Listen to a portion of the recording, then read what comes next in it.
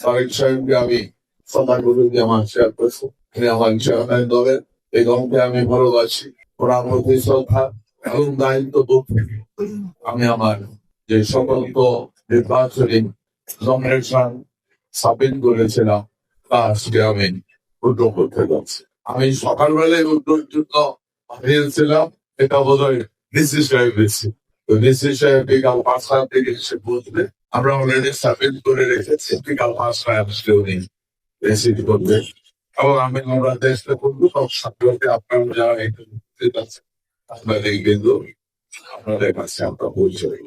আজকে কুমিল্লার ইতিহাসে কালের সাক্ষী হয়ে গেল। কুমিল্লার রাজনীতিতে বিশেষ করে আমার দলীয় রাজনীতি বিভিন্ন সময় যে বিবাদ হয়েছে, আমাদেরকে সংকটে ফেলেছে, আমাদেরকে বঞ্চনায় ফেলেছে, আমাদের প্রাপ্তিতে আঘাত ফেলেছে, কুমিল্লাকে এগিয়ে দিতে সমস্যা হয়েছে। আমার মনে হয় সব সমাধানের পথে আজ এই আসেনের সিদ্ধান্ত এবং আমার তার সাথে একসাথে কাজ করার সুযোগ আগামী দিন পথ এবং পাত্র এখানে আমি জোর দিতে চাই। এই সমঝোতা পিছন থেকে যিনি দুর্বল রয়েছে সেই জন্য আমাদের প্রিয় এবং উভয় পক্ষে কিছু নেতৃত্বে আমি তাদেরকে কৃতজ্ঞতা জানাই। আজকে বোধ এটা কুমিল্লার জন্য প্রয়োজন। আমি মনোনীত প্রার্থী হিসেবে একটি মনোব্যথা আমার ছিল কুমিল্লার।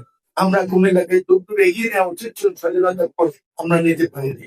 তার পিছনে অন্যত কারণ আমাদের অভিজ্ঞতা আজকে সেই প্রত্যাবর্তন নতুন দিকে উন্মুক্ত